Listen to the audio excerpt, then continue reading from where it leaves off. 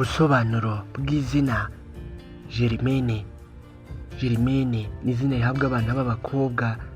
Germaine ni izina ry'igifaransa ariko kandi rifite imizi mu kilatini, rikaba riva ku ijambo Germanus bisobanura uwo dusangiye amaraso cyangwa se mushiki wanjye.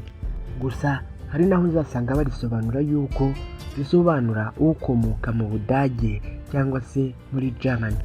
Rino zina Germaine iyo ari umuhungu bamwita Germain.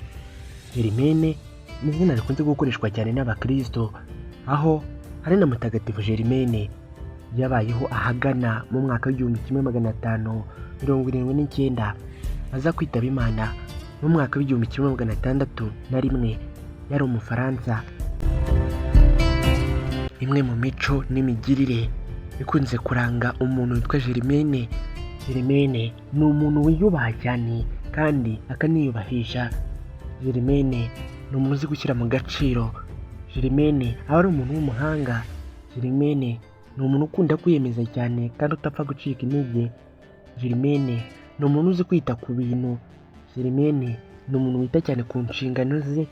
Germaine ni umuntu uzi kwicisha bugufi kandi Germaine ni umuntu wari umwizerwa cyane mu rukundo.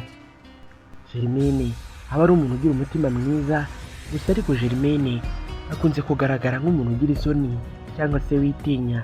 Nanone kandi Germaine ni umuntu ukunze gutwarwa cyane n'ibitekerezo, kandi nanone ni umuntu ukunze kwitanga cyane ibirenze urugero. Hanyuma nanone ugasanga ari wa muntu ukorwaho cyane n'amarangamutima y'ibintu agezemo cyangwa se ibintu bibaye.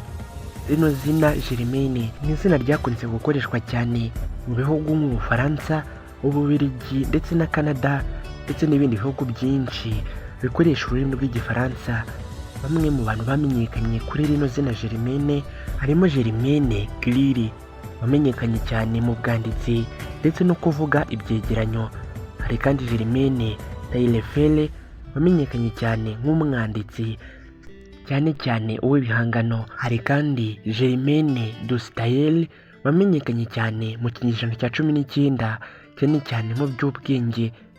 Rero niba witwa Germaine uzi cyangwa uturanye n'umuntu witwa Germaine, reka nkwifurize kugubwa neza.